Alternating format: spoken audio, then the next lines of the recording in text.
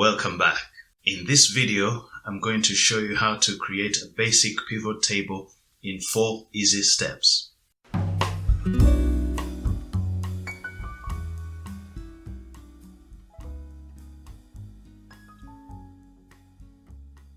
My name is Albert Kitamirike, and on this channel I share Microsoft Excel insights that are less known or understood but help to increase efficiency in using this popular spreadsheet software. Organizations today are generating and processing much more data than ever before. At some point, they need to make sense of it all and convert it into meaningful information. To help us with this challenge, Microsoft Excel has a built-in pivot table functionality that is quite fast and powerful and is useful in summarizing and analyzing large amounts of data for us. In creating a pivot table, we are going to go through 4 steps: the data set, the one cell, the settings, and the pivot table itself. Now let us turn to the computer and go through these steps one by one. Step number 1 is about the data set. What I've got here is a simple data set consisting of a list of sales to customers for a given period. I've got 5 columns of data. A data set needs to adhere to certain basic principles. Firstly, it needs to be a block of rows and columns. Secondly, each column needs to contain data of one type. For example, in the first column, I've got dates. Second column, I've got numbers. And in the third and fourth column, I have got text strings. And in the final column, I've got currency amounts. The other principle is that every column has got to have a header. For pivot tables to work, you cannot have any column without a header. If you have a blank for a header, it will not work. So every column must have a heading. And finally, it's best not to have a blank row within your data, because if you have a blank row such as this, the only data Excel will consider for your pivot table is just the data that's above the blank row. So the best thing is to have a continuous set of data that is unbroken. Let's delete that row. Right, step number 2 I have called the one cell. You need to select any one cell within your data. The reason for that is the one cell gives a clue to Excel which data it should use. Excel will look at that one cell and select all of the data surrounding it. It does the equivalent of select all or Control A, and then it chooses the data surrounding that cell. There is absolutely no need to use your mouse and highlight the entire range, because this is an inefficient use of time, particularly where your data set consists of hundreds and hundreds of rows. All you need to do is select one cell. The third step concerns the settings. With our one cell selected, we can now go and insert pivot table from our menu. And now we'll be presented with a dialog box. There are 2 sections in there that are critical. The first one concerns the location of the data we want to analyze.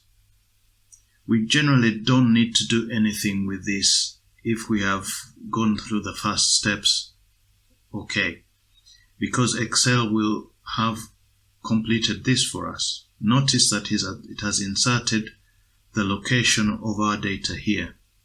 And we can confirm that by looking in the background and where we can find a moving border circling around the data.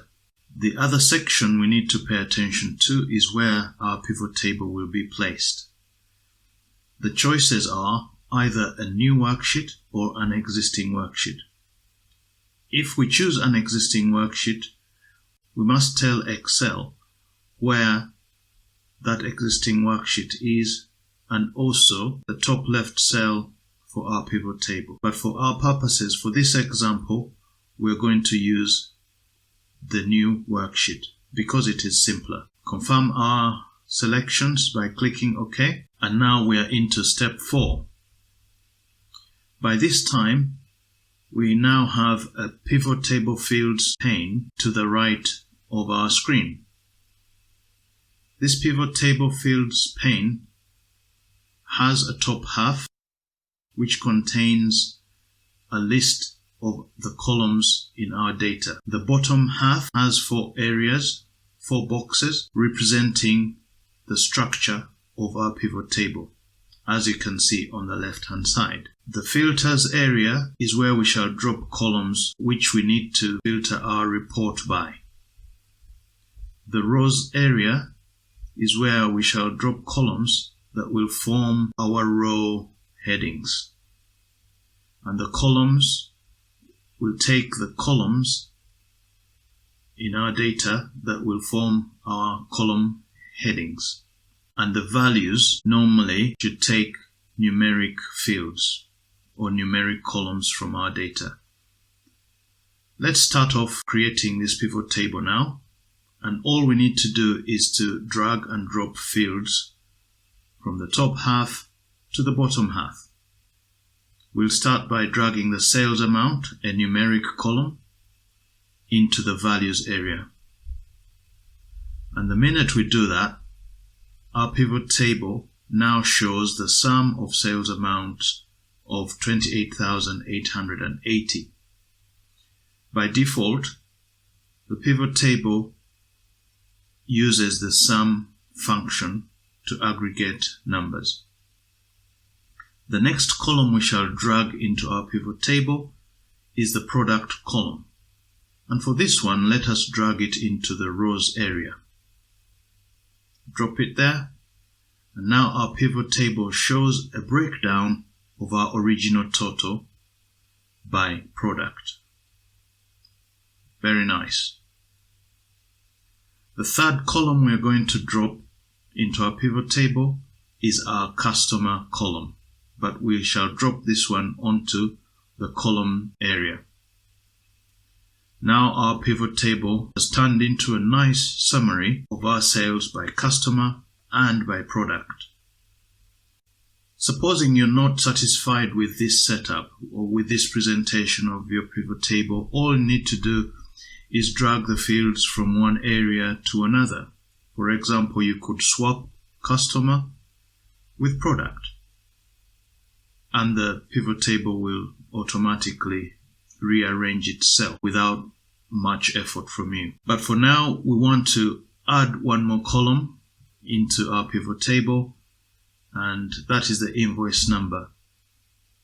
And to do that, let us just drag it and drop it into the rows area below the customer field. And just to make it a lot clearer, let us move the customer field into the filters area. When we do that, the customer field contains a drop down that lists all of the customers that we have in our data.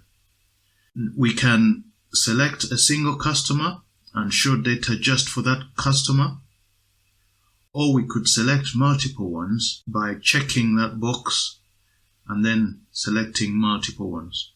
And each time we make a change to our selection, the pivot table dynamically adjusts itself, which is really, really cool. And therein lies the power of the pivot table. It's very easy to use, very intuitive, very powerful in analyzing and summarizing our data, as you can see.